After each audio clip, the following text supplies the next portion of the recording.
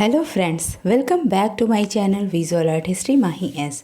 Friends, आज हम जो टॉपिक लेके आए हैं, जो टॉपिक के बारे में बात करेंगे, वो टॉपिक बहुत ही इम्पोर्टेंट होगा। मुग़ल कालीन जो कला थी वो उसका विकास हमने पढ़ा है और उसमें कौन कौन से शासक थे। और मुग़ल कालीन शासकों का एक सबसे बड़ा पॉइंट था कि वो पुस्तकें भी लिखवाते भी थे, लिखते भी थे और चित्रित भी करवाते थे। तो बहुत बार एग्ज़ाम्स में क्वेश्चंस आ जाते हैं कि बाबरनामा किसने लिखा, किस चीज़ के ऊपर लिखा गया है। रज़्मनामा, हजमनामा और भी बहुत सारी पुस्तकें हैं, जो अकबरनामा, जहांगीर के बारे में बहुत सारे पुस्तक हैं। तो मुग़ल कालीन जो पुस्तकें हैं उसके राइटर्स के बारे में पूछ लेता है, किसने कौन सी पुस्तक लिखी है, किसके बारे में लिखा हुआ है। तो आज हम जो डिस्कस करेंगे वो ये होगा कि तुझो के जहांगीरी किसने लिखा है, किसने चित्रित किया है, किसके बारे में ये सारा है। तो हम इसके बारे में काफ़ी कुछ डिटेल में आज डिस्कस करेंगे और पूरा मैं रिटन मैटर लेके आऊँगी और उसके साथ साथ मैं डिस्क्राइब भी करती जाऊँगी, जिससे आप लोगों को अच्छे से डिटेल में पढ़ते हुए आप विजुअलाइज़ करेंगे। जब आप चीज़ों को पढ़ते रहते हैं और सुनते रहते हैं तो चीज़ें अच्छे से याद हो जाती हैं। तो मुग़ल कालीन जितनी भी पुस्तकें हैं हम उनके बारे में आज बात करेंगे। ये टॉपिक बहुत ही इम्पॉर्टेंट होगा, बहुत ही सारे एग्ज़ाम्स में हेल्पफुल होगा। आई होप आप लोगों को ये वीडियो अच्छी लगेगी। अगर अच्छी लगी तो लाइक करिए, शेयर करिए और सब्सक्राइब करिए। जिन्होंने सब्सक्राइब नहीं किया हो सब्सक्राइब कर लें और बेल आइकन को प्रेस कर लें। मैं बहुत ही इंपॉर्टेंट वीडियोज़ लाती रहती हूँ फाइन आर्ट से रिलेटेड, और ये वाले जो वीडियो है ये सारे एग्ज़ाम्स में, हर एग्ज़ाम्स में आते हैं, क्योंकि और भी अदर से एग्ज़ाम होते हैं तो उसमें भी ये हेल्पफुल होगा। तो आप और भी अपने फ्रेंड्स को शेयर करिए जो इस फील्ड से नहीं हूँ, तो भी उनको भी हेल्पफुल होगा। ठीक है फ्रेंड्स, तो स्टार्ट करते हैं हम।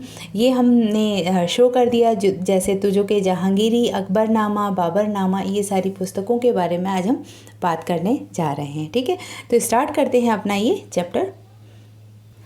थोड़ा सा ये वीडियो लॉन्ग भी हो सकती है क्योंकि कई बुक्स हैं, तो अच्छा लगेगा आपको। बहुत ही इम्पॉर्टेंट बुक भी हैं और राइटर उसके बारे में भी डिटेल में मैं बात करूँगी, क्योंकि हर जगह बस ये लिख जाता है कि तुझे का बाबर ये किसने लिखा है, तो बाबर ने लिखा है, बस इतना ही होता है। बट उसके अंदर भी क्या चीज़ें हैं उसको अगर आप डिटेल में पढ़ते हैं तो चीज़ें भूलेगी नहीं। ठीक है, तो आज हम बात करते हैं, स्टार्ट करते हैं तुझो के बाबरी से। बाबरी ये वाला वीडियो मेरा पहले बना हुआ है, एक ही से बनाया था। अभी मैंने इसमें बहुत सारे बुक्स को साथ में रखा है। लेखक थे बाबर और उसका मूल शीर्षक नाम था तुज़क-ए बाबरी, जिसको भारत में लिखा गया था और भाषा उसकी थी तुर्की भाषा। विषय था तुज़क-ए बाबरी में बाबर ने अपनी अद्भुत साहित्यिक क्षमता, प्रकृति, प्रेम और रुचि का परिचय दिया। बाबर ने इसमें अपने जीवन की अनेक घटनाओं को विस्तार से लिखा है। विशेष इसका क्या है, बाबर लिखता है कि हिंदुस्तान में सबसे बड़ी विशेषता यह है कि यह एक विशाल देश है। इसमें सोने और चांदी की अधिकता है। यहाँ वर्षा के दिनों में जलवायु अच्छी होती है। तो इस तरीके से लिखने का मतलब ये हो जाता है कि जो तुझे बाबरी थी उसमें बाबर कैसे लिखा है, कैसे उसने चीज़ों को डिस्क्राइब कैसे किया है, ये उसमें हो सकता है।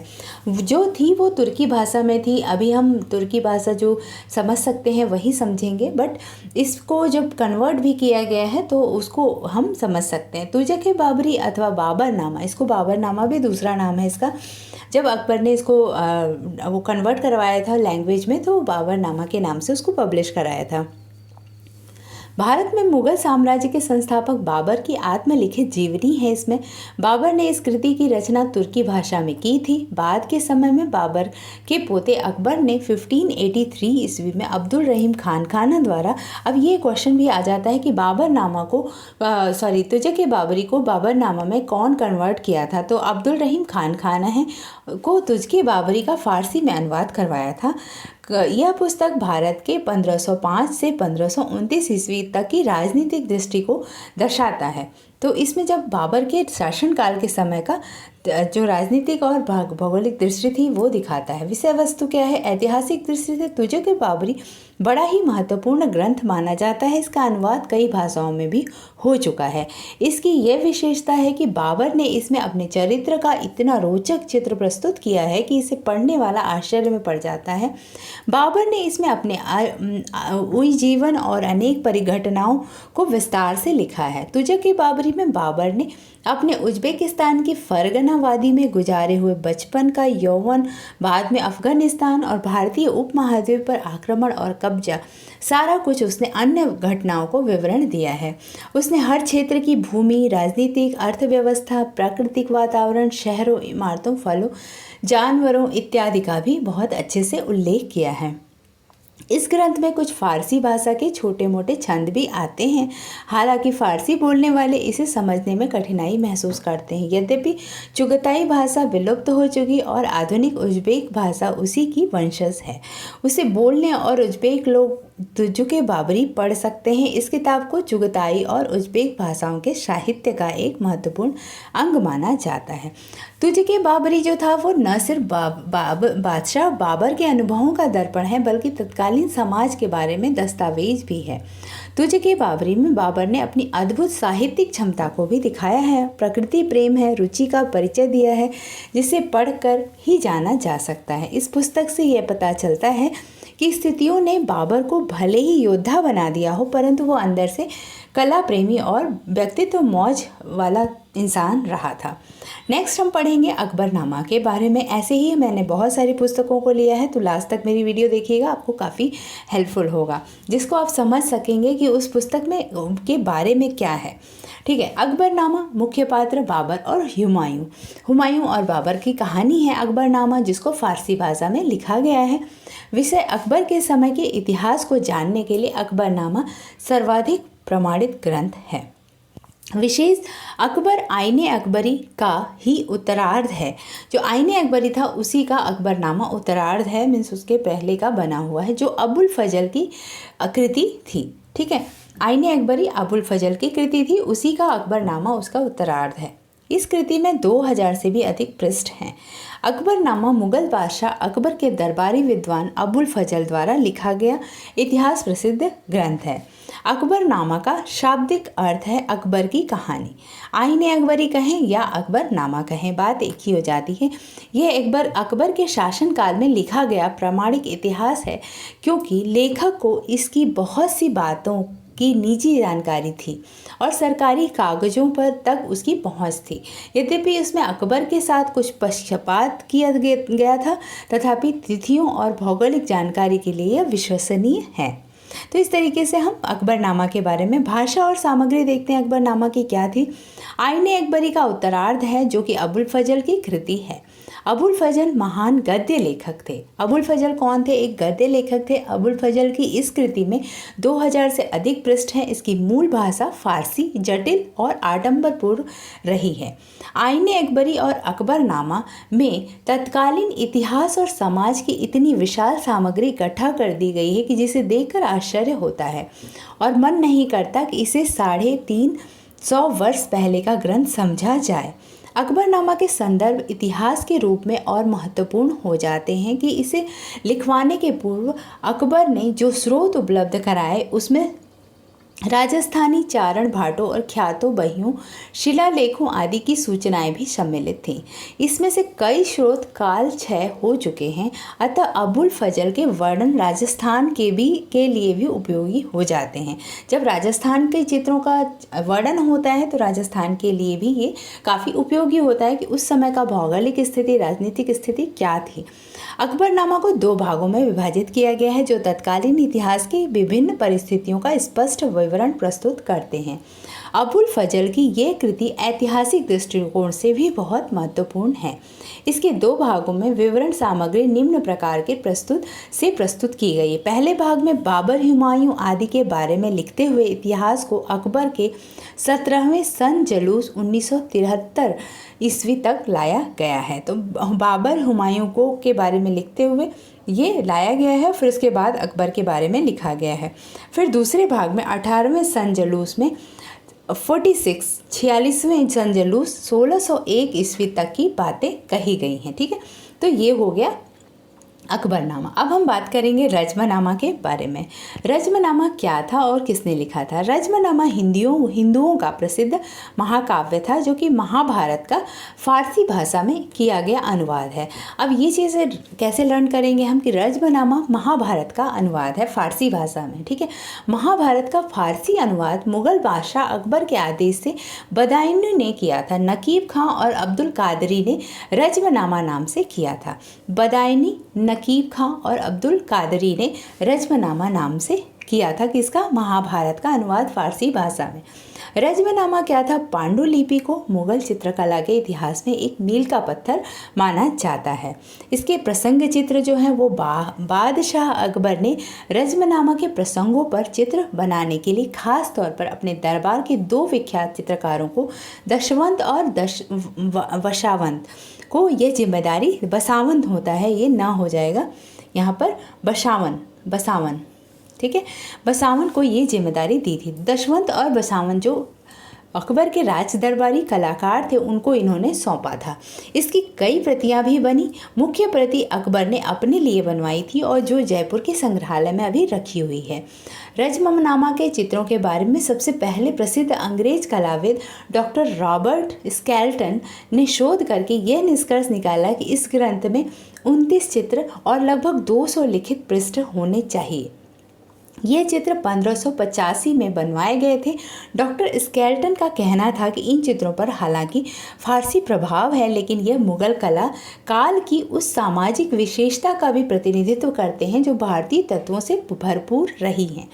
मुख्य विषय क्या था रजमनामा का? रजमनामा के चित्रों में भगवान श्री कृष्ण एवं बलराम का जरासंध के साथ युद्ध, राजाओं की सभा में कृष्ण का सिंहासनारोहण, राज्यसभा में भीष्म द्वारा कृष्ण की अगवानी, परिजात हरण, निकुंभ वध, कृष्ण और वाणासुर का युद्ध, द्रौपदी का स्वयंवर, खांडवन दहन, शिशुपाल वध, शल्व वध, कृष्ण और हस्तिनापुर आगमन, कृष्ण यादवी युद्ध, बलराम का देह त्याग, कृष्ण का देवलोक गमन आदि प्रसंग मुख्य हैं। चित्रों की इस श्रृंखला में बनाया गया मुगल काल की एक शानदार चित्र लंदन के ब्रिटिश संग्रहालय में भी है। इसमें कृष्ण को अपने घोड़े को पानी पिलाते हुए दिखाया गया है। इनसे यह भी सिद्ध होता है कि कृष्ण की मनोहारी लीलाएं बिना किसी धार्मिक भेदभाव के प्रत्येक युग में आकर्षण का केंद्र रही हैं। तो ये टॉपिक कितना ही इम्पॉर्टेंट और बहुत ही इंटरेस्टिंग है जो कि आप रजमनामा के बारे में इतना डिटेल में कहीं भी नहीं पाएंगे। तारीख़ अल्फ़ी की बात करते हैं हम। तारीख़ अल्फ़ी मुग़ल काल में लिखी गई पुस्तक है। निज़ामुद्दीन अहमद द्वारा तथा दूसरे विद्वानों ने इसको अलग अलग भाग को लिखा है। इस तारीख़ अल्फ़ी जो है वो अलग अलग भाग में अलग अलग लोगों ने लिखा है। अलीफ अरबी में 1000 को कहते हैं और हिजरी सन का 1000वां साल 19 अक्टूबर 1591 में 8 सितंबर को पूरा हुआ था। तो इसी सहस्त्राब्दी के उपलक्ष्य में अकबर ने हिजरी सन के आरंभ से लेकर 1000 सालों का इतिहास लिखवाया था। उस समय के प्रसिद्ध निजामुद्दीन अहमद और अन्य दूसरे विद्वानों ने इसके अलग अलग भाग को लिखा था। तारीख़ अल्फ़ी के 3 भागों में से 2 को अहमद ने और तीसरे को आसिफ खान ने लिखा था। दोहराने का काम मुल्ला बदायूनी ने किया था। तो ये आप देख सकते हैं तारीख़ अल्फ़ी हमने पढ़ा होगा। तारीख़ अल्फ़ी किसने लिखा है? तो बदायूनी हम पढ़ लेते हैं। तो यहाँ पर पूरे डिटेल में यहाँ पर बताया है कि तारीख़ अल्फ़ी को 3 भागों में 2 को अहमद ने और तीसरे को आसिफ खान ने लिखा था, लेकिन उसको दोहराने का काम बदायूनी ने किया था। तो बहुत ही इंपॉर्टेंट क्वेश्चंस हैं। मीरात-ए-सिकंदरी। मीरात-ए-सिकंदरी मुग़लकालीन एक कृति है जो कि ऐतिहासिक कृति है। इसकी रचना मुग़ल बादशाह जहांगीर के शासनकाल में होती है। अब ये अकबर के बाद जहांगीर के शासनकाल की बात हो रही है। मीरात-ए-सिकंदरी 1611 ईस्वी में की गई थी और यह एक प्रांतीय कृति है। इसमें भारतीय इतिहास के प्रसिद्ध राणा सांगा और गुजरात के व्याख्यात प्राप्त होती है। अब हम पढ़ेंगे तारीख़ रशीदी। तारीख़ रशीदी अंग्रेजी में इसको तारीख़ रशीदी कहते हैं। मुग़ल बादशाह हुमायूं की शाही फ़ौज में कमांडर के पद पर नियुक्त मिर्ज़ा हैदर दोगलत द्वारा रची गई थी। तारीख़ रशीदी किसने लिखी थी? मिर्ज़ा हैदर दोगलत द्वारा लिखी गई थी। यह कृति मध्य एशिया के तुर्कों के इतिहास, अब क्वेश्चन ये से ऐसे पूछ लेगा कि तारीख़ी रशीदी किसके बारे में लिखा गया है, तो मध्य एशिया के तुर्कों के इतिहास तथा हुमायूं के शासनकाल का विस्तारपूर्ण वर्णन पर प्रकाश डालती है ये तारीख़ी रशीदी। ओके, मुगलकालीन इस पुस्तक में रचना मिर्ज़ा हैदर दोगलत द्वारा की गई थी, जो कि बाबर का मौसेरा भाई था। मुगलों और मध्य एशिया की राजनीति के लिए ये पुस्तक महत्वपूर्ण स्रोत है। अगर हम मुगलों की और मध्य एशिया की राजनीति की बात करेंगे तो हमें तारीख़ी रशीदी पढ़ना पड़ेगा, जिससे कि हम उसके बारे में जान सकें। मिर्ज़ा हैदर दोगलत ने 1540 ईस्वी में कश्मीर पर कब्जा कर हुमायूं के प्रतिनिधि के रूप में शासन किया था। इस किताब में कन्नौज की लड़ाई का भी उत्कृष्ट विवरण मिलता है। ठीक है, तो ये हो गया तारीख़ी रशीदी। अब हम पातशाहनामा के बारे में पढ़ेंगे। पातशाहनामा एक मुग़ल कालीन ऐतिहासिक कृति है जिसकी रचना अब्दुल हामिद लाहौरी ने की थी। अब क्वेश्चन हमेशा आता है कि पातशाहनामा किसने लिखी? अब्दुल हामिद लाहौरी ने लिखी थी। पातशाहनामा को मुग़ल बादशाह शाहजहाँ के शासनकाल का प्रामाणिक इतिहास माना जाता है। इसमें शाहजहाँ का संपूर्ण वृत्तांत लिखा हुआ है। अब्दुल हमीद लाहौरी बादशाह शाहजहाँ का सरकारी इतिहासकार था, उसकी रचना का नाम पातशाहनामा है। और पातशाहनामा जो कृति थी वो शाहजहाँ के शासन के 20 वर्षों के इतिहास का उल्लेख मिलता है। तो इस तरीके से मुग़ल कालीन कला को समझने के लिए हम मुग़ल कालीन कृतियों को पढ़ेंगे, और कृतियाँ जो हैं ये सारी हैं जो कि हमें मुग़ल कालीन इतिहास और मुग़ल कालीन जो चित्र होते हैं सारा कुछ हमें इन कृतियों के द्वारा ही पता चलता है। यह कृति शाहजहाँ के शासनकाल की सामाजिक, आर्थिक व राजनीतिक स्थिति पर भी प्रकाश डालती है। शाहजहाँ के दरबारी लेखक अब्दुल हमीद लाहौरी ने अपने पातशाहनामा में मुग़ल बादशाह का संपूर्ण वृत्तांत 1000 से अधिक पृष्ठों में लिखा है। इसके खंड 1 के पृष्ठ 402 और 403 पर इस बात का उल्लेख है कि शाहजहाँ की बेगम मुमताज़ उल जमानी, जिसने मृत्यु के बाद बुरहानपुर मध्य प्रदेश में अस्थायी तौर पर दफना दिया गया था, और इसके 6 महीने बाद शुक्रवार के दिन शव को अकबराबाद आगरा लाया गया और यहाँ महाराजा जय सिंह से लिए गए एक असाधारण, सुंदर और शानदार भवन में शव को पुनः दफना दिया गया। तो अब इतनी बड़ी बात, जो इतनी गूढ़ बात होती है, वो हमें इन पुस्तकों के द्वारा पता चलती है। इतिहासकार अब्दुल हामिद लाहौरी के अनुसार राजा जय सिंह अपने पुरखों की आलीशान मंजिल से बेहद प्यार करते थे और दोनों देना नहीं चाहते थे, किंतु बादशाह के दबाव में इसे देने के लिए वो तैयार हो गए। अब्दुल हामिद लाहौरी के अतिरिक्त काजीवीन कृत पातशाहनामा और मोहम्मद वारिस कृत पातशाहनामा, अब ये पातशाहनामा 3 लोगों ने लिखी थी, का भी उल्लेख इतिहास में मिलता है। इन तीनों की कृतियों में बादशाह शाहजहाँ के शासनकाल के 10-20 वर्षों तक के शेष काल का हवाला है। तीनों इतिहासकार राजकीय सेवा में घटनाक्रमों को लिखने के लिए हेतु नियुक्त किए गए थे, अतः इनका वर्णन शाहजहाँ तथा राजपूत संबंधों के लिए ही नहीं अपितु इनमें उद्धृत आर्थिक सामाजिक दशा हेतु भी उपयोगी है। पातशाहनामा के बारे में हम पूरा डिटेल में समझ लेते हैं। अब हम पढ़ते हैं तारीख़ अल्फ़ी के बारे में।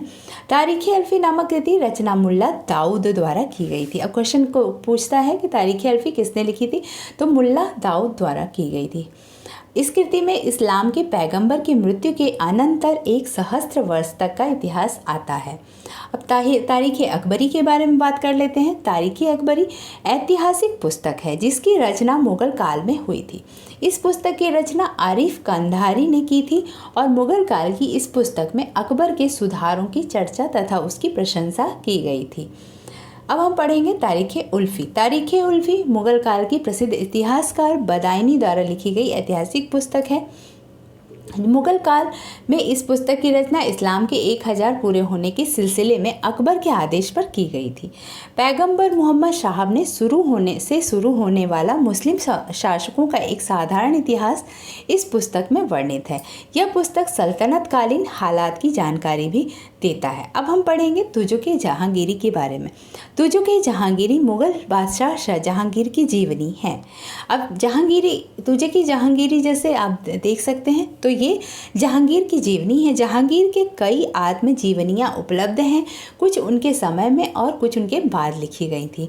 जहांगीर एक बहुत ही कला प्रेमी शासक माना जाता था और बहुत ही विद्वान माना जाता था। इस वजह से इनके ऊपर बहुत सारी पुस्तकें लिखी गई हैं। जहांगीर ने स्वयं अपने शासक काल के 17वें वर्ष तक एक वृत्तांत लिखा है। इसने खुद भी एक वृत्तांत लिखा है। फिर अस्वस्थता के कारण शेष वृत्तांत लिखने का कार्य उसने मुदामिद खां के सुपुर्द कर दिया था। मुदामिद एक उनके शासन में राइटर थे, उसको उन्होंने आगे का जो भी शेष था उसको लिखने के लिए उसने कह दिया। जिसने 19वें वर्ष तक का वृत्तांत जहांगीर के नाम से लिखा। तत्पश्चात उसने अपने नाम से शेष जीवन का वृत्तांत अपनी पुस्तक इकबाल नामा में लिखा। अब उसने क्या किया कि इकबाल नामा एक नई पुस्तक लिखी और उसके बाद का जो भी उसने लिखा वो इकबाल नामा में लिखा। इस प्रकार जहांगीर की आत्मजीवनी पूरी हुई। जहांगीर ने पूरे 22 वर्ष राज्य किए थे। जहांगीर ने अपने राज्यकाल में प्रथम 12 वर्ष का वृत्तांत लिखने के बाद उसकी कई प्रतियां तैयार कराईं और सर्वप्रथम एक प्रति उसने शाहजहां को दी। दूसरी जिल्द में उसने अपने शासन के 17वें वर्ष तक का वृत्तांत लिखा और फिर शेष वृत्तांत मुदामिद खां से लिखवाया। मुदामिद खां ने अपने नाम से जहांगीर की मृत्यु तक का वृत्तांत लिखा था। ओके, तो ये हो गया। अब हम पढ़ेंगे आगे। बहुत ही इम्पॉर्टेंट टॉपिक है ये, आपको अच्छा लगेगा। बकायत-ए-बाबरी। बकायत-ए-बाबरी के बारे में पढ़ते हैं। एक ऐतिहासिक पुस्तक है जिसे मुग़लकालीन समय में लिखा गया था। मध्य एशिया से कूच कर हिंदुस्तान में मुग़ल वंश की स्थापना तक की उथल पुथल की लघु चित्र के रूप में संजोए बकायत-ए-बाबरी को लंदन व दिल्ली ही नहीं अलवर ने भी सहेज कर रखा है। 16वीं सदी की इस ऐतिहासिक पुस्तक में युद्धों का विवरण दिया गया है। बकायत-ए-बाबरी में युद्ध का विवरण है कि कौन कौन से युद्ध उस समय हुए थे। अकबर के शासनकालीन प्रति में 19वीं उच्च कोटि के हिंदू और 3 उच्च कोटि के मुसलमान चित्रकारों। अब क्वेश्चन ऐसे आ जाता है कि बकायत-ए-बाबरी में कितने कलाकारों का उल्लेख हुआ है, तो 19 उच्च कोटि के हिंदू और 3 उच्च कोटि के मुसलमान चित्रकारों का वर्णन हुआ है बकायत-ए-बाबरी में। ठीक है, अब हम पढ़ेंगे अलवर-ए-सुहैली। अभी फ्रेंड्स ये दोनों जो 2 पुस्तकें बची हुई हैं ये बहुत ही इम्पॉर्टेंट है। अनवर-ए-सुहैली। अनवर-ए-सुहैली के बारे में कहा जाता है कि अनवर-ए-सुहैली पौराणिक संस्कृत नीति कथा पंचतंत्र की फारसी अनुवाद है। जो हमारे नीति कथा है हमारे भारतीय संस्कृति की, जिसमें संस्कृत के द्वारा लिखी गई थी पंचतंत्र, उसका फारसी में अनुवाद अनवर-ए-सुहैली। क्वेश्चन अक्सर ये आ जाता है कि अनवर-ए-सुहैली किसका फारसी अनुवाद है, तो पंचतंत्र का अनुवाद है, जिसे संभवतः मुगल सम्राट अकबर ने तैयार करवाया था। 15वीं शताब्दी के अंत में इसकी फारसी में अनुवाद हुसैन इब्न अली वैज अल कासिफ ने किया था। ठीक है, तो ये काफ़ी इम्पॉर्टेंट है, आप एक बार इसको अच्छे से पढ़िएगा। अगर आपको लगे तो ये वीडियो आप बार बार सुनिएगा, आपको बहुत ही अच्छा लगेगा। छत्रपति शिवाजी महाराज वास्तु संग्रहालय में अनवर-ए-सुहैली की पांडुलिपि को फिर से पहले जैसा तैयार कराया है। अब ये क्वेश्चन भी आ सकता है कि पहले जैसा कौन से महाराज के संग्रहालय में रखा गया है, पहले जैसा फिर से बनाया गया है, तो आप लिख सकते हैं छत्रपति शिवाजी महाराज वास्तु संग्रहालय ने अनवर-ए-सुहैली की पांडुलिपि को फिर से उसे पहले जैसा तैयार करवाया। माना जाता है कि सम्राट अकबर ने करीब 200 से ज़्यादा रेखा चित्रों से सुसज्जित इस पांडुलिपि को अपने बेटे सलीम को नैतिक ज्ञान की शिक्षा देने के लिए तैयार कराया था। पंचतंत्र में हमेशा बच्चों की कहानियाँ ही हैं, जिसमें कि एक नैतिक कहानियों को लेके उसको बनाया गया है, तो उसको उन्होंने फ़ारसी में अनुवाद कराया था और उन्होंने अपने बेटे सलीम को सुनाने के लिए इसको फ़ारसी में अनुवाद कराया था। 19वीं शताब्दी के उत्तरार्ध में यह पांडुलिपि पूना के माउंट स्टुअर्ट एल्फिंस्टन के पुस्तकालय में थी, जो आग लगने के कारण क्षतिग्रस्त हो गई थी। कुछ कला प्रेमियों ने इसके पन्नों को सहेज कर एक एल्बम के रूप में संरक्षित कर दिया। भारतीय प्रशासनिक सेवा के एक अधिकारी सर अल्मा लतीफ़ी ने उस एल्बम को 1938 में लंदन में एक सेल में खरीदा, जिसे बाद में उनके परिजनों ने 1973 में छत्रपति शिवाजी महाराज वास्तु संग्रहालय को उपहार में दे दिया। इस पांडुलिपि का एक भी पन्ना दुरुस्त नहीं था। हालांकि उसके रेखा चित्र की कलात्मक गुणवत्ता को देखकर मशहूर कलाकार अब्द अल समद की देखरेख में इसके सुनियोजित उत्पाद का पता चलता है। ये पांडुलिपि जानवरों और पक्षियों के स्वभाव और चतुराई को समझने के लिहाज में मील का पत्थर मानी जाती है। अनवर ए सुहेली की चित्रित पांडुलिपि जो सचित्र पांडुलिपि है, उससे भागते, एक दूसरे का पीछा करते, सभा करते जानवरों को, पक्षियों को, एक पूरी दुनिया हमारे सामने साकार हो जाती। ऐसे चित्र बने हुए हैं जिसमें कि उसमें पांडुलिपियों के साथ साथ बहुत ही सुंदर सुंदर चित्र बने हैं, जिसमें कि कहानियों के साथ साथ उसका एक भरपूर चित्रण भी हुआ है। कई भाषाओं में अनवर ए सुहेली का अनुवाद किया गया। वर्षों तक इसे फारसी भाषा के छात्रों के लिए संदर्भ पाठ के रूप में पढ़ाया गया था। अब ये वाला जो टॉपिक है, कृति है, वो बहुत ही इंपॉर्टेंट है। मुगल काल की हजमनामा के बारे में पढ़ेंगे। हजमनामा जो है वो मुगल चित्रकला शैली में चित्रित सबसे प्रारंभिक और महत्वपूर्ण मुगल कालीन चित्र संग्रह है, जो दास्तान ए अमीर हमजा के नाम से भी प्रसिद्ध हुई थी। हजमनामा जो है वो दास्तान ए अमीर हमजा के नाम से प्रसिद्ध हुई थी। इस पांडुलिपि में करीब 1200 चित्रों का संग्रह है। हजमनामा कृति में लाल, नीले, पीले, कासनी और काले रंगों को छापा के मिलते हैं। इसे पूर्ण कराने के लिए चित्रकार मीर सैयद अली को पर्यवेक्षक के रूप में नियुक्त किया गया था। हजमनामा पांडुलिपि के चित्रों की विशेषताएं विदेशी व विजातीय पेड़ पौधे और उनके रंग बिरंगे फूल पत्तों, स्थापत्य अलंकरण की बारीकियों, साजो सामान के साथ साथ स्त्री आकृतियों और अलंकारित तत्वों के रूप में विशिष्ट राजस्थानी या उत्तर भारतीय चित्रकला के लक्षण यत्र तत्र मिलते हैं। मीर सैयद अली व अब्दुल समद के नेतृत्व में देश के विभिन्न भागों से बुलाए गए लगभग 100 चित्रकारों के समूह द्वारा हजमनामा तैयार किया गया था, जिसे पूरा करने में लगभग 15 साल लग गए थे। हजमनामा में लगभग 1200 पृष्ठों की चित्रित किया गया है और इस प्रकार यह एक तरह से भारतीय चित्रकारों के लिए प्रशिक्षण का काल साबित हुआ था। मुल्ला अलाउद्दीन काजवीनी ने अपने इस ग्रंथ नफाइसुल मासीर में हजमनामा को हुमायूं के मस्तिष्क की उपज बताया था। तो ये हो गया हजमनामा के बारे में काफ़ी डिटेल, और भी बहुत सारे बुक्स के बारे में डिटेल मैंने बता दिया। ये वीडियो आपको अच्छी लगेगी, आई होप। मुगल काल के जितनी भी कृतियाँ थी जिसमें कलाकृतियाँ हुई हैं, जिनको अनुवादित किया गया है, ये सारे इसमें इन्वॉल्व है। आपको ये वीडियो अच्छी लगेगी, आई होप। अगर अच्छी लगी तो लाइक करिए, शेयर करिए, कमेंट ज़रूर करिए कि आपको वीडियो कैसी लगी। Thank you for watching my video and keep watching, keep learning. Bye bye.